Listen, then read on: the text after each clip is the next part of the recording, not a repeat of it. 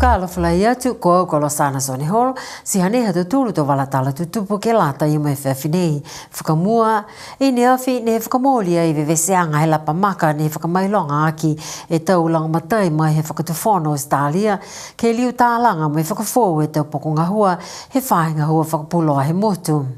Ko whakaue atu he palimia ko ia whoki ko i ki pule he whahinga hua whakapuloa ke he whakatufono Australia ke tau lang matai tupe ko e ua e miliona tāla ke liu whakafou mo e tālanga e tau poko si pihia whoki ke he wholu he tau koloa fou ko whakatuia ki e tau poko ngahua.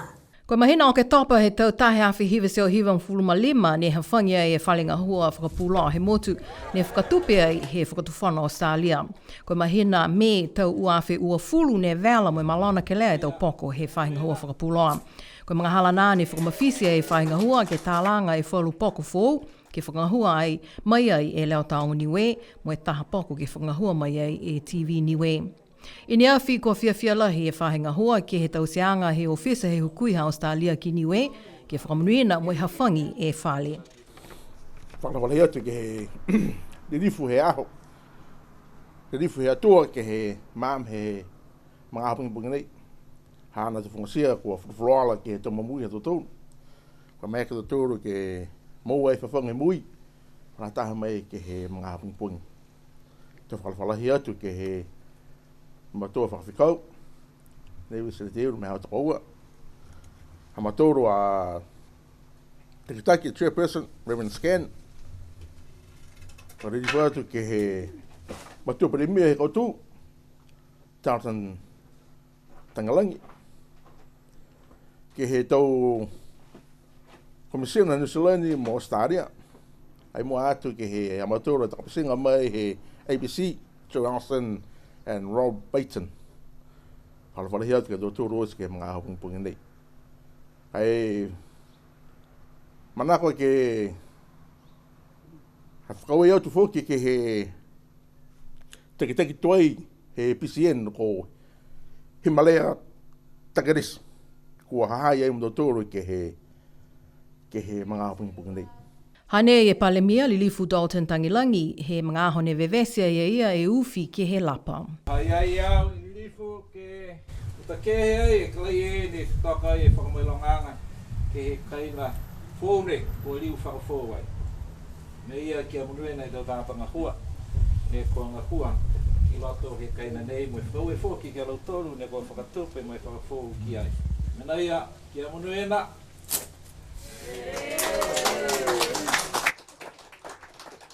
Kua whakamatala ai tau lilifu mai he whakatufana Australia. Lilifu hukui he whakatufana Australia ki NIUE go Olivia Poncam. Sipihia mo i taha hukui mai he whahinga hoa whakapuloa he whakatufana Australia, ABC International Development, ko i takitaki ko Joe Alston. Kua whakamatala whoki e takitaki he matakau board he whahinga hoa whakapuloa BCN ko Reverend Scanlon Missy Apple. Lahi e whakaui ki he hawhaingianga he ahonei. Koe aho ne kua whitaa he amamanaki ke haki mai mo e kisia tau mena kua whakatātā ki ai. Ke tau whakau he kamataanga si hanai kua matawhainga mai he matuawhini ko Esther hanga uia ke 5 tau kua Māori ke hoko mai ke he aho nei. Lahi e whakau ke he tau he kamataanga ke he tau langomatai tau kumikumi, si pia whoki nā kai meiki ke nimuia. Hākua tau whakaui ki lilifu e whakatawhono, tikitaki he kautū, mai hāna tau tangata hua i lote whakatawhono. Tau runga hua. Si pia whoki e whiwhiri ki au nei, ko e whakawhikau he atua, ke enkia mo takitaki po ke chairman ke whahi nei he Broadcasting Corporation NIUE ko e board directors haia.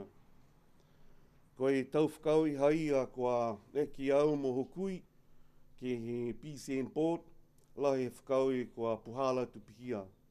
Si hanai e tau whakamailanga mitaki kua maike a tuturu ke kiskisi mo e whanonongo mo e tutu mo e te tali fōki hake loto pāha nei ne toaka ai e tau mena tutupu si mailonga ki ai ke whalawhala atu po ke whakapuloa ke he kautū si pia fōki mo e longa i tau whakakanoanga. Ke he whamatalaanga he takitake whahinga hua ko Trevor sia kia mailonga lahi e tau mga aho uka kai whakauia ia ke he matakaunga hua kua whakauka ke he 5 tau. Tuku atu fōki hana tau whakaue ke he tau whakatufonu neua Australia mo NIUE ke he tau langamatai nei si pihia ke lau tolu kua ngahua ke he project. Mailonga moe nākai ni mo he whahinga hua e takitakianga ha Trevor sia kia BCN he langoia e ongo he momoko ke he ana tuko ua whakahelehele ko ata he mataulu he tau kua mole. Kua paleko atu fōki e whahinga hua whakapuloa ke kumi tangata ngahua whakapuloa mua atu ke he tau whuata he motu. Ahoa nei, hadau tolu, nei mokoina e wangahau NIUE, e whapehe tu mau. Koe wangahau NIUE, koe alitu he tangata NIUE aia. Koe tahana ngahua nei, ke whakaonga e wangahau NIUE, ke matutaki hadau tolu a tau taonga ia. Ke atu hau anu iha, mai longa atu whoki. Si ka mokoina a tau tolu o si ke wangahau NIUE, hiki hake 5, si o mai ke langamatai. Kua whakataka ai he whahinga hua e ahoflaile he whahitapu nei ke o mai e to tangata he motu ke kisia mai ono ke he whalinga hua whakapuloa fōu. Ka mātai matahola hewa he pungipungi he ahoflaile, wina atu ke o mai ke kisia e tau whakafōwanga ke he whahinga hua whakapuloa mai tau koloa fōu ko hahai ai. Ko e lilifu ko Carla Robin Heisei ko ia e hukui he matakau United Nations ke matutaki kia i NIUE atuku ke Ailani Samoa mo toke lau. I ne awhi, ne whinatua ia ke tangatu hana tau tohi whakamailonga ke kotowhanga ke he palimia mo e whileweia whakamua mo e lilifu ko Dalton Tangilangi. Ko whenanga whakamua nei he lilifu ko Hershey mo e amanaki whokia ia ke whakatutala mo e whalu he tau matakau mo e tau takitaki whahinga hua ke he tau whakaholoanga ne langomatai kia e kautaha United Nations. Tunga e tau whakaholoanga ke he tau Sustainable Development Goals. Tō whakatutala whukia ia, me tau whahinga hua hangau ia ke he tohi wakai he whakatuwhono ne whakaingoa koe NIUE Country Implementation Plan, ke lata i me tau uawhi uafuluma 5 ke he uawhi uafuluma 7. Hoko mai whoki e taha ofisa ngahua ko Patrick O'Grady Walsh ne ngahua whoki ke he ofisa ke he motu nā ko Samoa.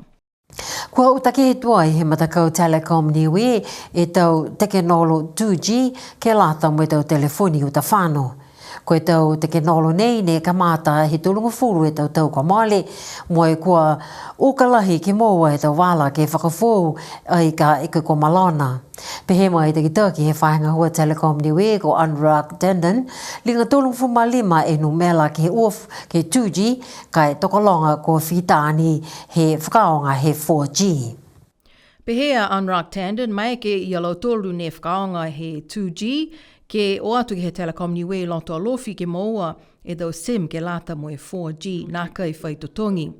Ke he whalu he tau ngahua he matakau Telecom NIUE kua manaki ke whakatu e whalu koloa fōu ke whakamalolo e tekenolo 4G ke he maanga kua alofi. Kua manaki whoki ke kamata whakatu e tau repeaters ke he whalu he tau maanga he motu. Kua matanga hua ke toho wiko e kawe fiber he motu kua hoko atu ke he maanga ko makefu he tau mga honei. Loa ngaia e matanga hua nei mo amanaki ke mau he hongfuluma walu mahina i mua. Koe pungi nei ne liu kamata e tau whakaholoanga pamunamu he motu.